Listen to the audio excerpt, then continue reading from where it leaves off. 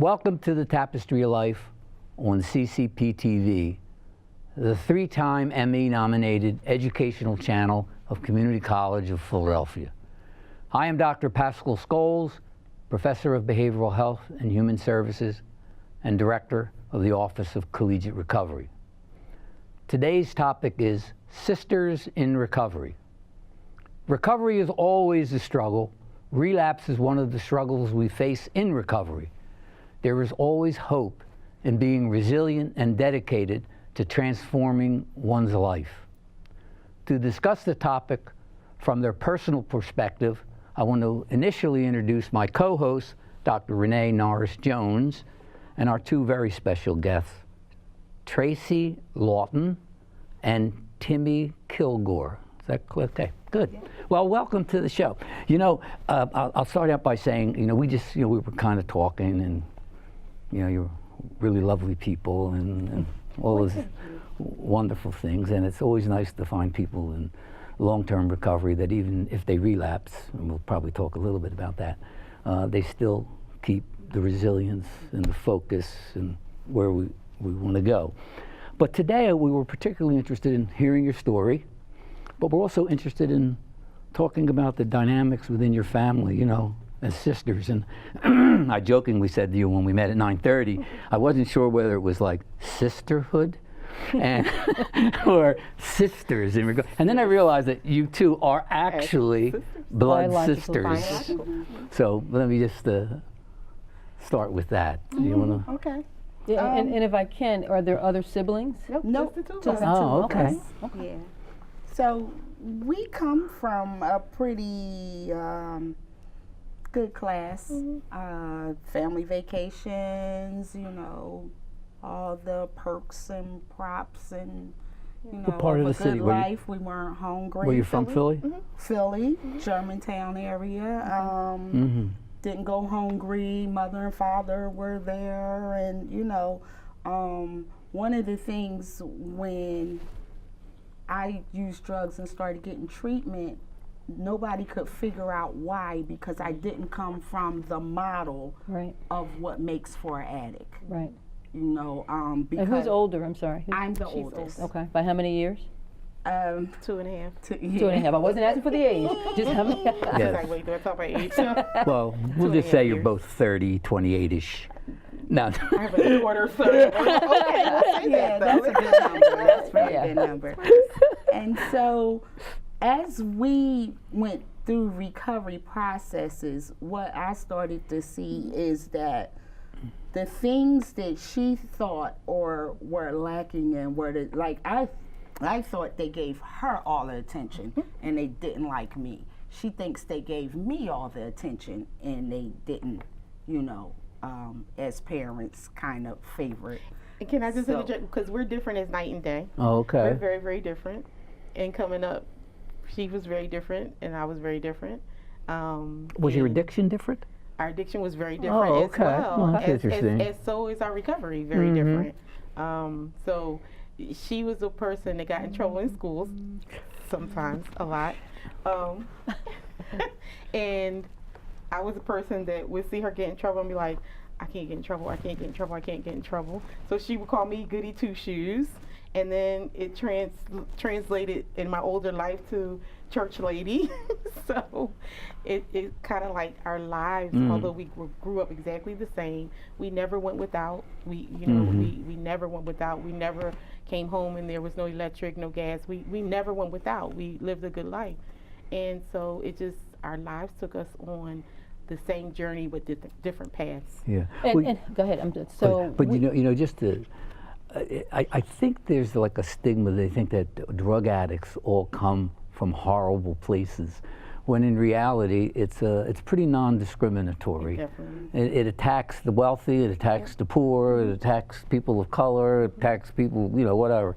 So in a sense, you often wonder, well, what was unique about, I'm not saying you have to answer this right this moment, but what was unique about your two experiences that put you together with uniquely different addictive lifestyles, and then both of you survived, and came out of it? Now I think one of you had a relapse experience. That'd be me. Yeah, but can you tell us a little bit about maybe what life was like? How'd you get started with it and all? So even though we lived a good life, because of that, our differences, me always looking, thinking she got all the attention and she got, Okay. you know, it made me have a self-loathing of myself from a very Low self-esteem or something? Yeah, very Okay. early age. Like I was the one who got E's and report cards in kindergarten. I was always in trouble, always on punishment. Like I was outwardly just You were bad. adventurous. Yeah. She That's a was nice word. sneaky. I always Yes. say she was sneaky Yep. and was like hiding it. Okay. You know, Definitely. and so, but what I come to understand today is I've always felt like something was missing, like I didn't quite belong. Okay. And I turned that into self-hatred Okay. from very little. Okay. And we've shared together in meetings. Okay. And it's funny to hear both of us share kind of the same view of ourselves. She was, my sister used to model, and so she was tall and thin and beautiful smile, and I sucked my thumbs. So I have this crazy gap in my teeth and all these things, and I was good in school, and she was the pretty one. So it was always she was the pretty one, and she was so the focus is always on what you see. And so to me, people gave her more attention because she was the pretty one. And when I listened to her share or listen to her tell our story about, you know, her story about us coming up, she looks at it and says, well, she got all the attention because she was the good one. And so we have the same view for ourselves of as not fitting in, as not belonging, as not necessarily as feeling like the other is getting more attention, more love. And really, I think as a parent of adult children, I think I now realize is that you love your children. I have 4 children. Well, my son just passed away, but you know, you have 4 children, and you love them differently according to who they are. Right. And so now I realize that we were loved greatly, but differently. But differently. So I have a question. So do you both have was there a gateway drug or gateway experience, or kind of what age and what kind of took you into, I'm assuming, experimenting Initially, yeah. initially? I started at 13, about 12 or 13, and did some pills and smoked What kind of pills were you marijuana. doing? Like beauties Oh, and okay. you know, Black beauties, they used to call them, yeah. Yeah, You know why they called them right, black beauties? You know what? They were a black capsule, Yeah. and inside was white substance, which is really meth, actually. Yeah. Because I used to do I know black beauties too. Yeah. And that was a very common drug in the 60s. I'll Yes, bet. Yeah, it yes. was in the 60s. And I went from that, I did marijuana, I did a little bit of both. But what I found is I can break away from my whole family. Okay. I It don't numbs you. no longer have to compete with my sister now because I got these people, and as long as we're smoking this weed, you know, we're laughing, everything. Life is great and everybody is funny. Right. So, you know, that's what I fell in love with. That's where I kind of replaced everything, and I started doing that at a very young age. Okay. And Well, for you me, know it what? was I different. say when we were talking. I think, you know, the one thing that I did enjoy. I mean, I'm in recovery, but the one thing I did enjoy was the culture of people. You ran into all these very interesting people who shared a common adventure. Did that? Yeah, I actually. Mine is different because mine is I got high by myself. Oh, and I was okay. a sneak, and I started. I was a sneak. I started.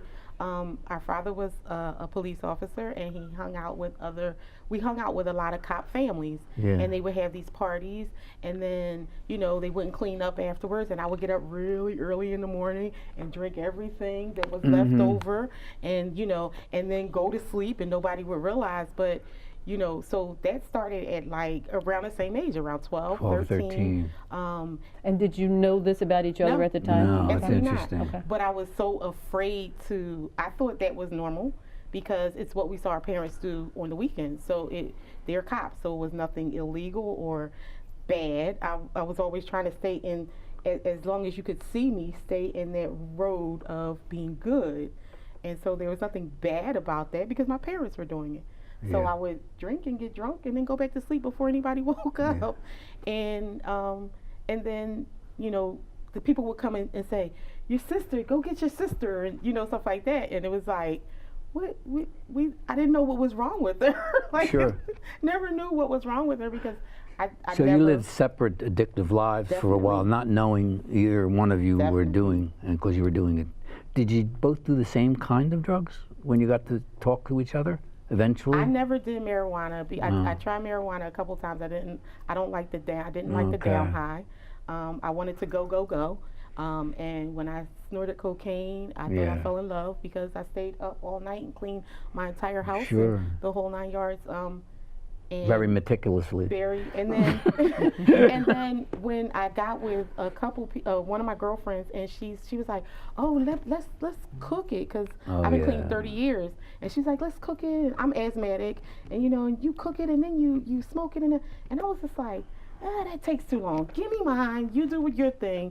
So I thank God today that I was an impatient addict, because I didn't have time to wait for you to do all the mixing and matching to get it cooked. Yeah. So, and crack wasn't being sold then on every Right. corner. Right. So I snorted, and I could snort more in the time you're waiting for this. I can snort mine and yours while you're still waiting. Sure. So that's what I did. And then my sister, she did something different. Well, you know, smokables, the smokable crack was really a phenomenon of the late 70s, early 80s.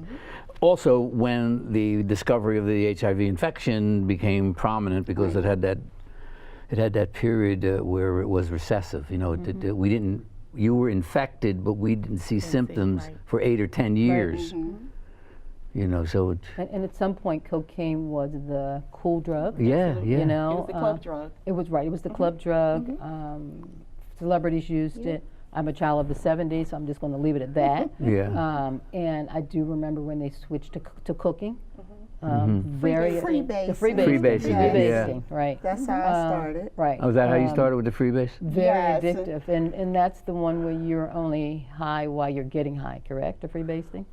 It's the same. It's the same. You can. People separated. Okay. It's the same. It is. Okay. If you. The only thing, freebasing at first was nice. It was cordial. You have the pretty pipes and, Yeah. you know, this whole process that you go Right. through, and people talk and laugh. And, Right, and you it was know, food. and It when was it got like a to the gathering. crack, Right. all of that was removed. We Right. were using car antennas and whatever That's you right. can use, cutting screens out of people's windows to stuff it so that we can smoke. Like, crack was the ugly end of freebasing. I have holes in my screen in my basement, and I never figured out how they got there. I swear to God. Now you know. Yeah, it was like the weirdest little thing, and I'm going, is someone trying Yeah, to they're get using in? it. Yeah, at first In you that can little go. corner? Yes. You know, you can go to the record stores. They used to have the record stores. Right. You go to record stores. You pick your pretty pipe out. You buy these little flat things. They were screens. Yes, that they're you screens you in put on that top, they yeah. would sell, and you would assemble and clean, and you know. It was a whole. Like, actually, you got high doing the assembly Yeah. before you even got high. Right, Yeah. right. I mean, the whole idea. Oh, it's going to And you happen. could buy all of Am I that right? too. Yeah. Yeah. So it was very formal, Yes, maybe, as opposed to crack. right.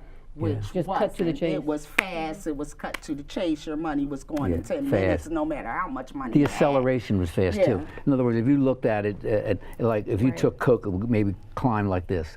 Where when you did smokable, it goes like this. Right, It goes real, and it jumps. right. Jumps and drops. It jumps and drops, jumps and drops, and that is partly what people like. You know, and when we were talking earlier about race and drugs, remember earlier? Well, when you think about it, they called black beauties because they were inexpensive and they had a black cover on them. And then there was the white lady, Or the white girl. expensive, crack, cocaine. Okay. Remember that when you Yeah. and you couldn't. It was expensive too. Yeah. I mean, when you know when you bought it. At what point did you guys? So you're 2.5 years apart. By the time, at what point were you over the edge where I am hooked? I have a problem. In hindsight, because sometimes we don't always recognize when things happen.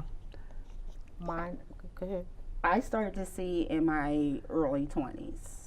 And that is the first time when I came into recovery. By then, What precipitated the recovery? Something happened? Or you just got fed up with it? yeah, I was leaving my children. I was prostituting. I was, even though I lived with a man, I was stealing. I was, you name it, I was doing it. In my early 20s. And I just want to stop and say that as someone who has shared their story as a domestic violence survivor, it's very brave of you both to share your story. You know, it really, because people still ask me silly questions. You know, they still have their opinions, but to be able to share your story to help someone else is very commendable. So I just want to say that to both of you. Thank you very much for sharing your story. And at the end of mine, when I first got clean the first time, I had totally left my children, left my family. Nobody knew where I was at. And I found this house in North Philly where I can get everything in one house. So I never had to go outside. Okay. And I think I dressed myself up a little bit to come to my mother's house on a Christmas. I knew Christmas time I could collect money, I can get gifts, I can go back to North Philly, I can sell them. Right, I stayed in this basement, never came outside. And How long did you do that? A couple years? I was there so long. I remember on Christmas coming, they gave me a fur coat. You remember the rabbit fur coat? Yeah. So when they found me and found out that I was down there, I came up, it was summertime. Oh, really? But I still had the fur coat on. because that was the only thing that I had So it was left. winter to you. At that point, my Yeah. children hadn't seen me. Nobody had seen me. My family got word that I was hanging in North Philly, and they came. We actually had gotten word. So I got clean. The worst year for me was between 18 and 19, where I was literally snorting every day. Our family house had caught on fire, and so it was literally an abandoned building, but that's where I was living with my daughter in this building, and I would leave her there, and I would go get out. high and come back and pray. I don't know if you remember the DHS cars. They were like this funky green, grayish color, and I would just pray walking up the street that car wasn't in front of the house when I walked up the street, so I would know that they didn't Try to get into your. And then there were places where the firemen had dug holes in the floor, and so I would lock my daughter in what used to be my mother's bedroom and give her a bottle and leave her in there. And I would come back and I would first pray that the DHS car wasn't there. Then I would pray that I could still hear her, so I would stand at the door before I went in and still try to hear her. Now, this was the house we grew up in, so I was sneaking in and out because the neighbors knew us. And then I would pray that I would go up the steps and she hadn't fallen through one of these holes.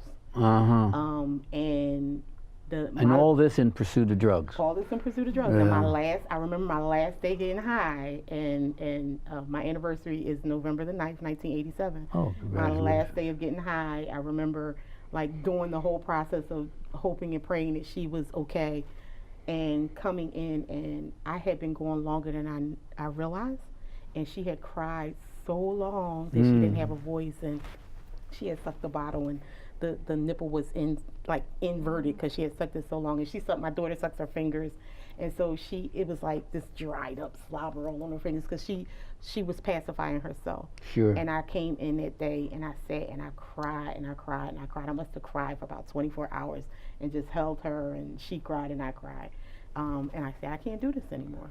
I just can't do this anymore. And but I also remember like the times where I was clean and my sister wasn't clean yet, and us looking for her, and the basement that she's talking about. I got married in 1989, I think it was, and I got married on that Saturday. She would always show up for events. She would always show up and dress up for events.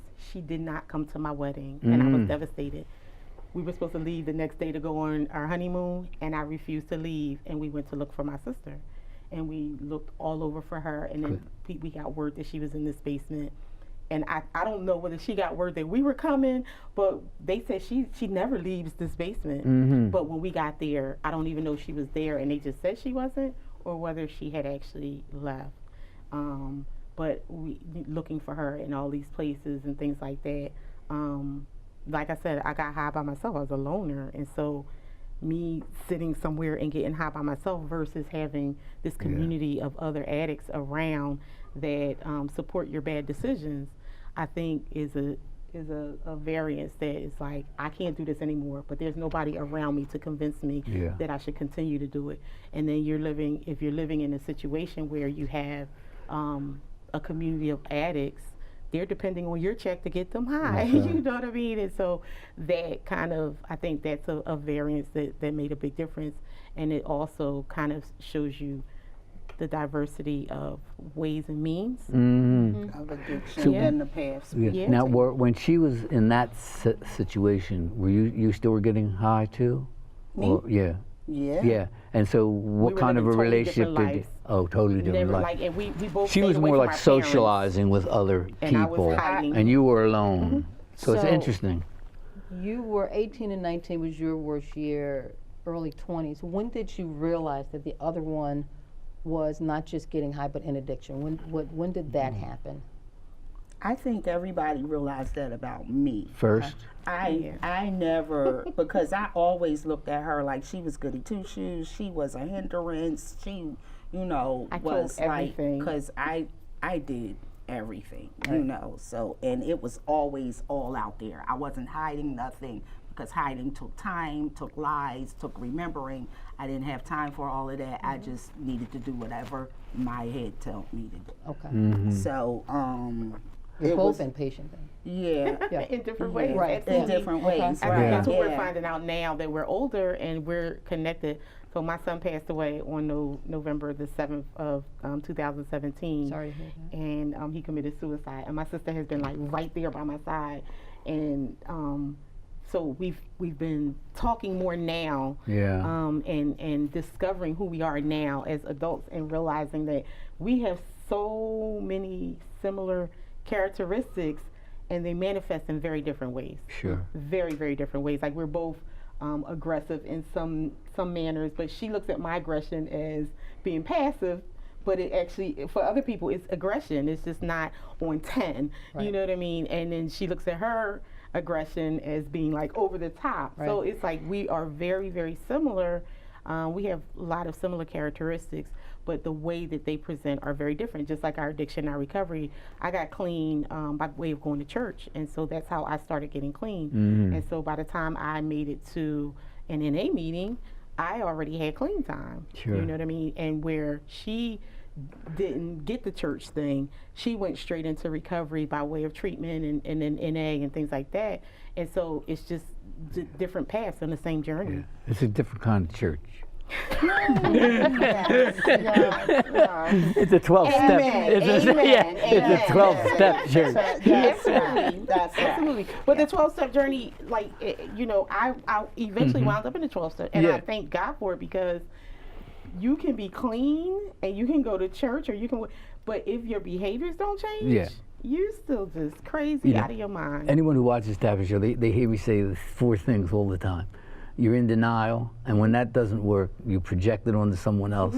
Then you rationalize it. Right. And if that doesn't work, you get high again so people can chase you down for being high. Or you I mean, get that's what happens. You get higher help. Yeah. It's Yeah, one or the higher other. In help. the end, you get Yeah. higher help. Because she was attracted to my lifestyle from my 12-step recovery. Oh, okay. Right. And so then she started, and I brought her Right. into, How did you first find out, like, aha, we're both... Like, you too? Are you kidding me? Yeah, how did you... I always knew What day about did her. you, I like, don't- do she that? didn't- I always knew, like she said, because she was overtly getting high and she really didn't care.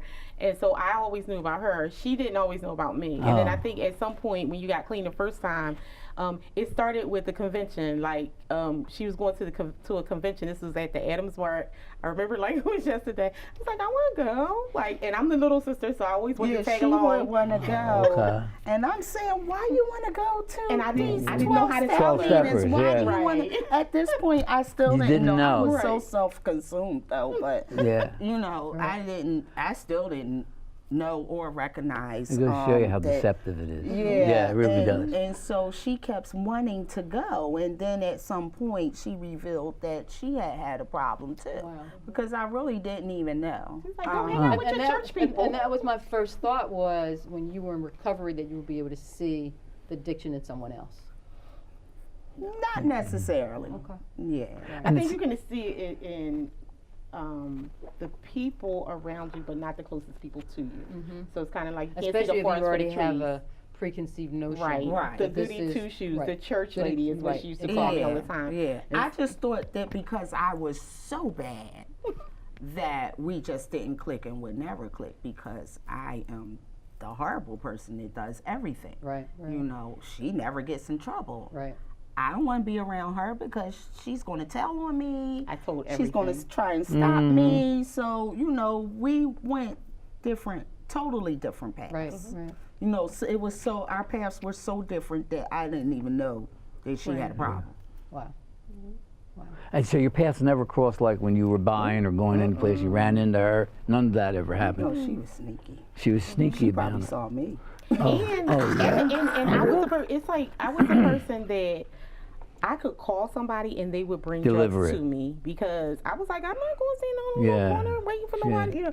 You And had a so- pizza man. Delivery. I did, delivery. Yeah, Delivery I man. Sure did. Delivery. And then I would hook up with people who were selling drugs. Like, Yeah. so my boyfriends were people who were selling drugs. And so, you know, and I remember clearly we lived on Manheim Street. We lived together. The first time I got high, we were living together. She was getting high. We were living together. And my boyfriend had stayed over and he sold drugs. And he kept saying, I used to be like, I want to just try it. He's like, no, no, no, no, no. And one night he was asleep and I went in his pocket and I took some coke out. And I remember that night I cleaned everything. I took down drapes. I washed everything. I cleaned everything. And I was like, this is amazing. We were living together. She never knew. Wow. She never knew. It's really, really deceptive addiction. Here's two sisters knowing each other, probably having a lot of discussions over time, and still they didn't know what was going on. Or So even put see that what in the they community had. and you can see how, Yeah. how complicated and it how can did get. your, Right. Yeah. how did your parents deal with when they realized that the two of you were in addiction? I think we drove them crazy. They cover stuff and hide and look, but not really look, because they come from an era where your family problems are your family problems. with And we them don't in-house. expose them to other Right, people absolutely. because we don't need other people in our business. Right. So they You would know, so- pay rents for us, and they would pay bills for us, so that we weren't. And they getting- would act like there Yeah. was no problem. Right. As long as you could show up and dress up, Right. and publicly look like you're Act okay. like you were okay. Yeah, we didn't necessarily act like we were okay, because at some point it's like you can dress up and then you're at the party for your mom, and it's just like you're in the corner like, throwing drinking them back away. up. So you can you come in, and as long as you can look the part, even for the moment, like, and we both come from a mother who taught us how to be socialites, so we know how to dress up, and so to come to a family function. And to dress the part, to look the part, at least initially. Now, whatever happens, because eventually, my mom sometimes will be like, I think you need to go now. Yeah. Like, kind of take you away from the party, away from the people, and say, yeah, I think you've had enough. Or, Yeah. or it just gets so intense with the pretending that you just disappear anyway. Because Right. I think both of us, we were good. We started being real good at disappearing acts. So we would be at a family function, and you would look around like, wasn't Timmy just here? Where's Timmy? Or I'm like, mommy's talking to that person. Let me just slide out the door. Sure. So. And I think alcohol probably is more socially acceptable. So if that's all you're doing, it's Drinking. folks tend to kind of take the blind eye. Okay, as long as they're not acting out that. But they don't know what you're alcohol. doing in the bathroom. Right, So the alcohol, exactly. you're good. Right. And then I was the person that I never traveled without Coke. So it was like I would get high before I got there, because I'm like, I have to do this in order to play this role, or in order to do this. And I think what I find now is, when listening to each other, is that she was playing a role, I was playing a role, and my parents were playing a role. Like, so we all were in this pretense of a play going on, that we all were struggling with. I am a survivor of domestic violence, and I would say my family acted the same way. And like no one paid attention to the black eyes. No one paid attention to that I placed my children up for adoption because I couldn't keep them safe. To my staying in domestic violence shelter, it was all Don't tell wasn't anybody. talked about. It wasn't talked about. We have that too. So many horrible things were happening that you see and you don't see. And I took it as though they turned their back on me. You know, but I still. What would you have wanted them to do? Interesting. I often ask people in recovery also, besides domestic violence, is that what would your parents, what should your parents have done my to mother make you died when I feel was- cared when I for and was- wanted? Before I was 13, but I've asked my family to take in my son, Oh, who was okay. like 1, so I didn't have to put him in foster care. To say, hey, no one deserves to do this to Right. you. No one deserves to be hit, to be beaten, to be made to feel this way, versus talking behind my back.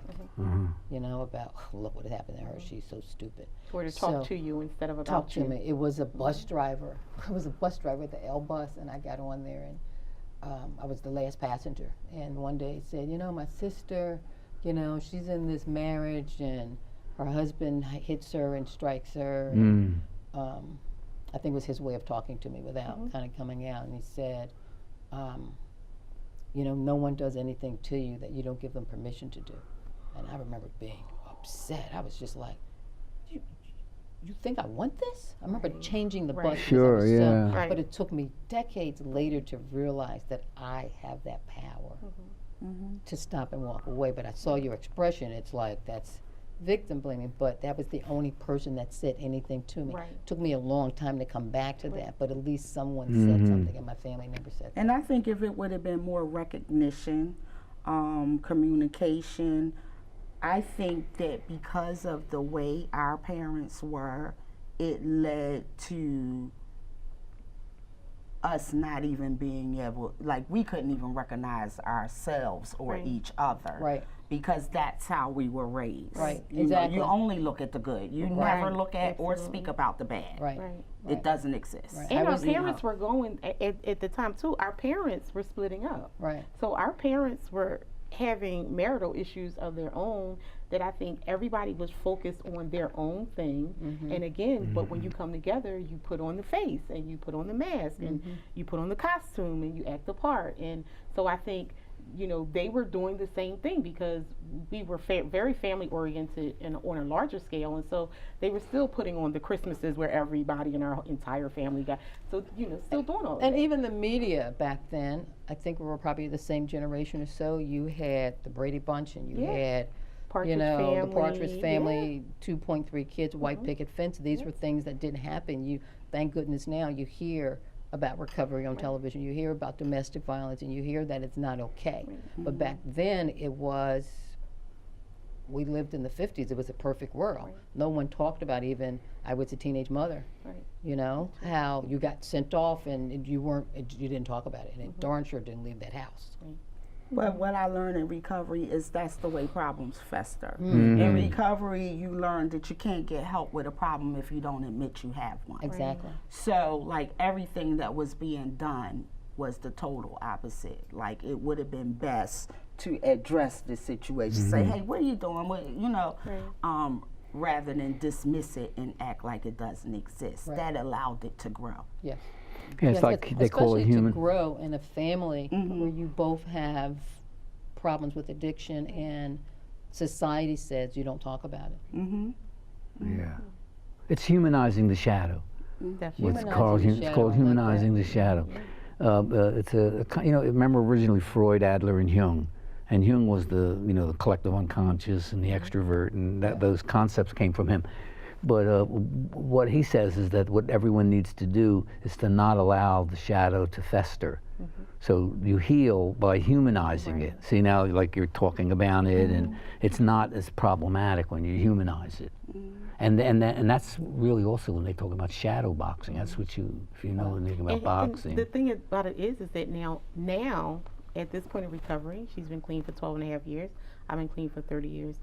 We're just able to talk to each other, but when we address my mother, It's difficult. it's difficult, and listening to it, she feels like we put the blame on her when we've both done some work to take the responsibility for our part. Well, And I think as a parent, I have kids that are like they're Mm-hmm. 35, 38 now, and I really, if they, even though you might have presented them with the best environment Mm-hmm. to grow up, if they don't go in a direction that you feel is culturally sound, Mm-hmm. if you want to use that language, you feel you're responsible for what happened to them, even Right, like though you felt, yeah. even though I know that I'm not.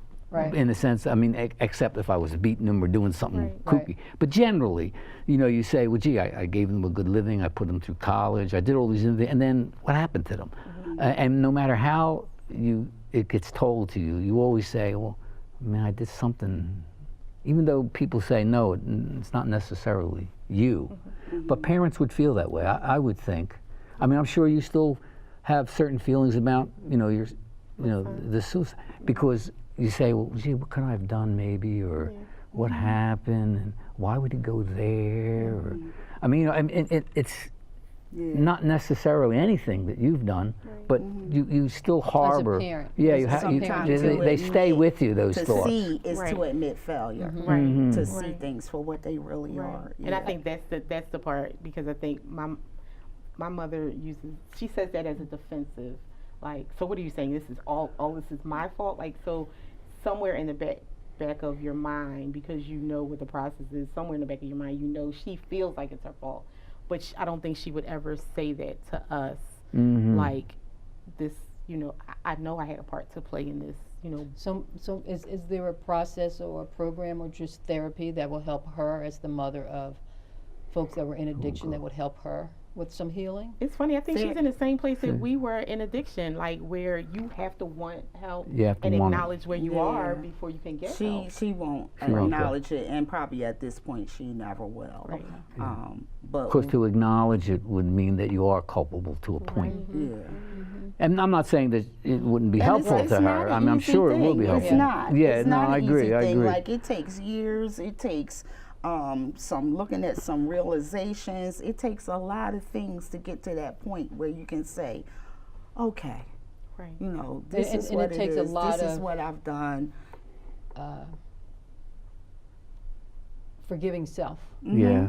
Forgiving self. I have 2 boys that I placed up for adoption. I found them both. One is pretty awesome, and the other one we don't have a relationship, but that's okay. I knew that going in, that if I found these kids and I was blessed to find them, that they may not forgive me, and that's something that I had to forgive. It doesn't mean that it was not a bitter pill to swallow, Yeah. but it is what it is. I have 5 children. I lost my 4 through addiction once I relapsed. I lost them. My parental rights was severed, everything. The only reason I held on to the one is because I had her during the relapse. Right. And she was kind of passed around to whoever would take her at that time. But getting my children back and rebuilding those relationships were A mother's journey, is man. hard. Yeah.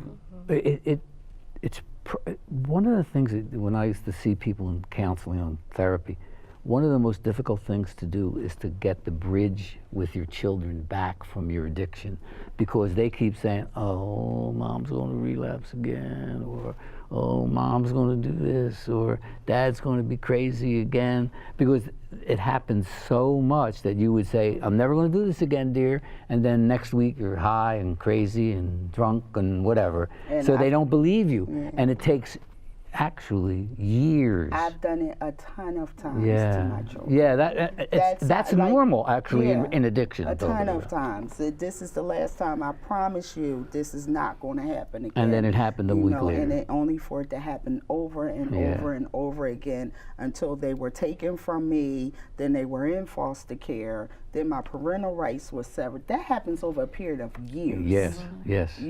Of me jumping in and out their life saying, I'm going to do it right this time, and then I don't necessarily And do it. sometimes it has an impact on the next generation. Like they don't want you to take care of their kids. They don't want you to, you know, even though they need the help, but they're afraid that they might be put in the same pain that. And that's where recovery comes Yeah, in. That's yeah, where yeah. it comes in, me taking a look at myself. When I first got my children back, I allowed them this, sat them down and said, listen, this is the one time you can say whatever you feel like saying about me. Yeah, I'm going to good. sit here, I'm not going to say anything. You can call me a crackhead, you can say I hate you, you can call me cuss words, you can say whatever you feel like saying. Wow. But after this time, we're going to move forward. And we're not going to move forward with shame, guilt, anger, bitterness. We're going to move forward. And that's what I needed to do. How did you in get to order- that realization? What happened to you that you were able to go there? Recovery. Well, I know, but I'm just saying what. Well, you know, what, no, because I did this early on in recovery the second time. Second time. The second time. So this was after being clean for 10 years, having a horrible relapse where whatever I thought I did in that basement in North Philly, I moved from there and it got 50 times worse. Okay. You know, so after all of that experience, even though I lost the clean time, I held on to a little bit of the knowledge. I knew in order to make get fully into recovery, I needed to allow them to be able to have their say, their healing, release their anger in order for us all to be able to move on. And I'm sorry. how long was it between the relapse and getting clean again? 6 years. And why did you relapse? Do you mind telling us that? What happened to put you into the 6-year run, as they say? Okay, so She knows, obviously. Your sister what I realize knows. now is I was not fully. I was in my early 20s. People there at that time in the 12-step meetings were Right. a lot older than me. They were talking about doing heroin. Right. I did not expose to them. See, it takes a lack of courage and yeah, honesty. yeah, that's right. I did not expose to them that I think that you are a bunch of old people that I can't relate to. Right. You know, you're talking about doing a drug that I've never done. So I thought that I was smart and I was going to outsmart them because I didn't get to the heroin Yeah, and yet. the drug outsmarted this you. Heroin had beat you guys down. I only did crack, and I'm younger than you. So probably at some point, I can do this on my own. So I'm going to hang out with you guys for about 10 years. And then I'm going to separate because at some point I think I have gotten it and I know how to do this. I don't need you. I don't need these 12 steps. I don't need anything. Matter of fact, I'm going to say goodbye now and I'm going to live like normal people do. Yeah. Well, see, that's a perfect. And I totally disconnected from anything recovery. Yeah. But I had a reservation, that's what they call it. At some point, like that might work for you, but I'm in my early 20s, and at some point, I am going to have me some wine and some marijuana and whatever I feel like having, but I'm just not going to lose my kids this time. I'm going to, after some time, learn how to do it without losing everything. And I really believe that. Yeah, and the younger you are, the more you believe it. The older you are, the less you believe it. Basically. I couldn't.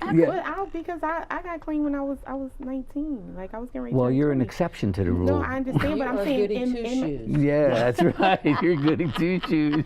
no, but in my mind, I was like, I think seeing where I was for myself and saying I don't want to stay here, and God knows if I stay here, this is just gonna get worse. And then looking at my sister's active addiction and where it was taking her, and then kind of being heartbroken about where she was, and then scared to death. And I think a lot of my goody two-shoe mentality is not because I'm so good, but because I'm a little scary. And so it's more of fear to go all the way over there. Like I'll go right here. Fearless. Exactly. And then our introductory to recovery was totally different. Totally Hers was religiously. right. Mine was through 12-step program. Yeah. You know, so she probably had a different outlook. I'm sitting there with a bunch of people that are Right. probably 2 and 3 times my age. You know, they're Right. talking about never doing anything again. I can't relate. I don't have the courage to tell anybody. Right. They're talking Sure. about I'm looking at all the differences. But you some know, of the instead of aspects- looking at the similarities. And I had counted myself out from the beginning. Right. But the disease of addiction is deceitful, is patient, insidious, it is, it you is. know, Insidious. so it waited. Said, okay, this is what you believe. I'm going to Well, get you, at some point. It's interesting the way you say that, because not only were you in recovery from not doing alcohol or drugs or whatever, but you actually were still a junkie in your head. I mean, that's really what it is. You really didn't get it, but you thought you had it. And I acted like Yeah, and that's what But happened. I think that's a prime example of the fact that I think we've learned to pretend. Because Right. for me, before I got to recovery, I think I had like 5 years clean by the time I came to Narcotics Anonymous. Right. But for me, it was a matter of pretend church is all you need. Just pretend that. Get married, Yeah. you know, get a husband, because that's what society says you need. So I married somebody who was a fool, and just pretend that this is all you need. But then at some point, pretending never works. And then the more that we talk and the more I listen, at 10 years clean, I did the same thing. I sat my children down. I said, listen, let's talk about this. Say whatever you need to say. I did the same exact Yes. thing. So listening, that's why I said we have a lot of similarities, and the more detail you hear about each other's story, the more you realize, like, we really were traveling a very similar path, Well, there just is- not together. I think there is a common thread to addiction and to recovery. Right. You know, and some Right. people will find it through faith. So people say, "No, I'm not in recovery. I found God." And people I mean, say people will use deliverance. that, I've been and I always often say to them, "God did it for you. Right. It didn't do it for X. It didn't Right. do it for Y. Right. What Right. did it for them might have been I transformed my life, and I'm resilient, and I'm a spiritual person. I'm a Buddhist or whatever." Like, But they go into different But whatever places. my Whatever concept work. is what, because then I, like when I had the recovery house, it's like for some people making meetings was a task and it was a chore and it was something that they did not want to do, but they would go to church. And then other people, their family was their saving grace. When people say That's you right, can't get yeah. clean for your Well, there are family, many but there paths. were women that got clean because they wanted their kids back, and Right. that was their saving grace. So my thing is, find your saving grace wherever you can. Yes. Because what works for me may not work for you. What works for me may kill you. What worked for her may not work for me. So whatever your saving grace is, whatever that thing is that is going to get you to the next clean moment, the next clean day, the next Yeah. clean month, the next clean year, whatever that is. I mean, I know this is going to sound almost like I'm a heretic, but I'm not. I mean, you know, AA and NA were very helpful to me, NA in particular. But I over the years, I've learned that there are many paths to recovery, and people can get them because they want their children back. People can get them for a variety of reasons. They don't like the lifestyle that they're in. They want to do something about it. Right. And what works for you. Some people say, I want to get an education. I want to do something better with my life. And I, as a domestic violence survivor, I've talked to women in shelters, and their question is, how did you do it? And it's not so much how I did it, because my story's different, but I think it's still going there and doing that gives them inspiration, because when That I it was can be going done. through it, there was no one out there. There's no PSAs, there was no one to say, hey, that woman made it out. I Yeah. can do it too. So by sharing your story, hopefully someone that's watching this can say, you know what, that's part of my story. She is part of my story. There's someone at the other side. You mentioned that you had a recovery house. I had a recovery house, and over a 6-year period, we serviced over 400 women. Wow. And so in that, you see such a variety of faces of addiction, and you see such a variety of faces of recovery. Yes. And so, you know, we've seen women leave there prematurely and shoot dope and die. Like, you know, like, you're not living, you don't even have another chance. And so Wow. that has always been my scary place, is like, yo, I may not be able to make it back. You know, I may not be able to get back into recovery. I may not be able to use drugs and then get clean again. I may not be able to, Right. because I've seen people die. Right. You know, and so just seeing all of that and just having a heart to say, like, listen, I'm not forcing you into one thing or another, whatever works for you. Right. Whatever works. So here's a woman that had a recovery house. You recently wrote a book about recovery, about your journey. It's basically about being broken and about how recovery has taught me to, instead of deny my brokenness and pretend I'm not broken, recovery has taught me to embrace my brokenness as a part of my journey. And it's a priceless tool in my future. So when I look back at my past, I am blessed and I'm beautifully broken. Like I am, you look at a mosaic and it takes a lot of little broken pieces to make that beauty. And so when I look back at my life, I don't regret where I've come from. Right. I am overjoyed and overwhelmed because the woman that I am today came from my brokenness. I totally relate to Because that. I'm a domestic violence survivor as Yes. well. So it's like I'm a teen parent. So all of these things become jewels in my treasure chest. Yes. Because now they become the jewels that I can now share with someone else. They're priceless. I share them with somebody else so that then they can share them with somebody else. And hand in hand, step by step, you walk people through the process. I talked to somebody, I lost my son November 7th. I talked to someone who lost her son 2 weeks ago. And I was explaining to her, like, I still have bad days. It's not been that long, but I'm going to walk with you. Because if my broken pieces can help you collect yours, I'm good with it. Yes, and that's, I guess, how I want to make sure that people know that you've had this journey, but you made it back on top, and you just got your master's degree. Yes, I just got my master's degree December. Okay. It's been quite a journey. I went back to school in 2010. I've always wanted to go back to school. Okay. A lot of recovery, as you change the behaviors, as you change the ideas, as you start to see, like I was the little train that said, I can't. But as I started to see that I can, and it started, with this great process, I was in the shelter. Then I went to the recovery program for women and children. I left there and I went to a transitional house. I left there, I went to a project house. I joined the welfare to work program and let them put me in school. And I got a certification. From that point, I got a job with a big healthcare place, and I was able to save some money and buy my own first house. Wow. And then the more I got, the more I wanted. I never knew that I can increase the quality of my life by myself without depending on a person, a place, a thing, a scheme, a scam, without getting over, like, I can just do this. If I put forth a little bit of effort, and if I just continue to leave drugs alone, I can do this. Right. I can take care of myself. Yes. I can do, Yes. I never knew that. I always thought I needed someone else. So in 2000, I bought my house. In 2010, I started the process of school, and I got my bachelor's degree. I only went to get my associate's degree.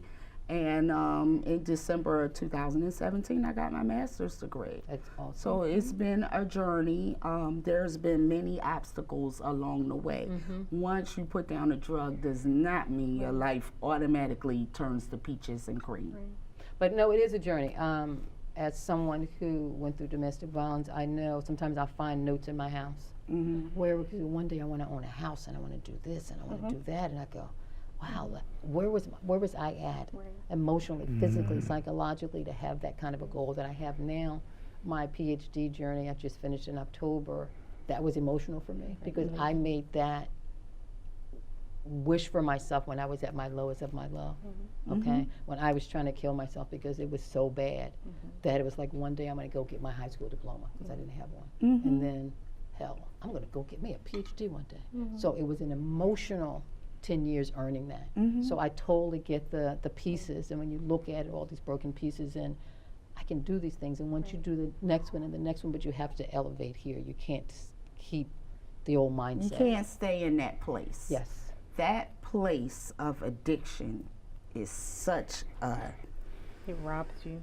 yeah, it's like down underneath the ground. Right. Wow. You know what I mean? You can't think any bigger than that. Like, I never saw, I used to joke with people, like, if I ever take a hit and drop dead, I want you guys to take all the drugs, put it in my little straight shooter that had broken down in this little, and I was still burning my lips trying to smoke it, and put it in a coffin with me. You want to take it with you? This is in my case. life, because Just I in can't case. think any bigger than that. That's right. You know, this is all I can think about. Right. But I you laugh know, because she used to always- that's what you do But she dream used to about. always say, because I would be like, oh, come on, go to church.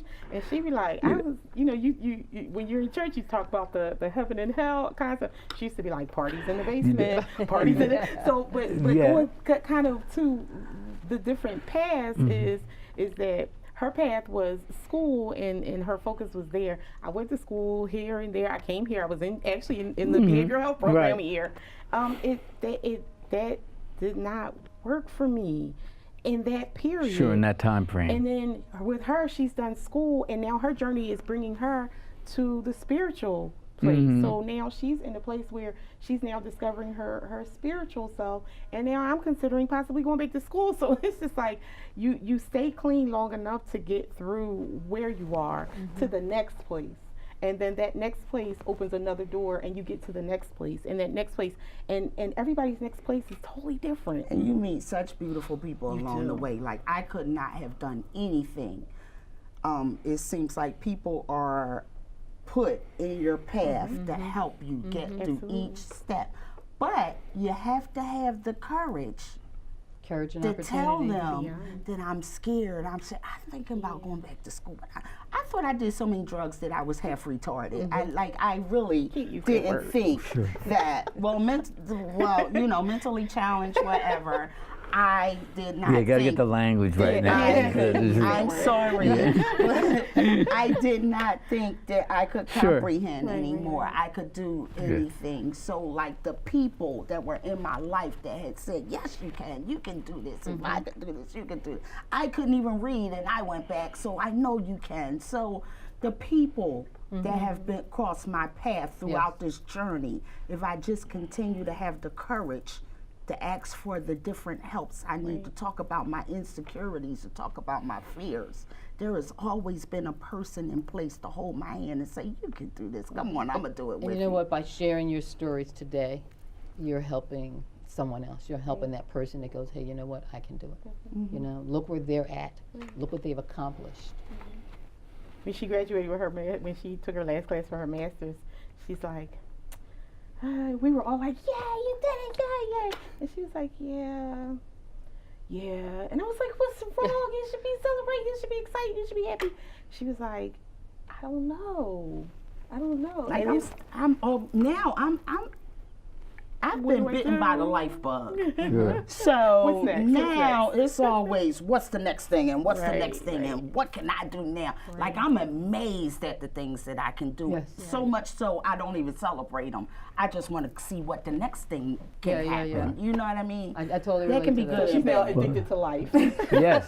Well, we can end on that note. Just to say, education is the transformation in many ways. You know, it puts you in a different space. I often say that when I die, I'll still have my education, if you know what I mean. They might remember me for other things, but that one will always be there. And it is a certain pride to have gotten your master's degree, even though I know you downplay it, or your doctorate. But in reality, it's what makes you different, that you reached forward. So it's too wonderful. And you know, I took that same, I had that same feeling when I got my PhD. Folks were like, let's go out for a drink, let's do this. And it's like, I'm going to take a nap. You know, I'm tired because there's so much to reflect on. You know, it's so much to take in. Well, that's a good way to end it, I guess, huh? Well, that's all the time we have for today. I would like to thank my co-host, Dr. Renee Norris-Jones, and my two very special guests, Tracy and Timmy, for being here. I would also like to thank the viewers for tuning in. You have been watching Tapestry of Life on CCPTV, the 3-time Emmy-nominated educational channel of Community College of Philadelphia. I am Dr. Pascal Scholes, Behavioral Health and Human Service Professor and Director of the Office of Collegiate Recovery. See you next time.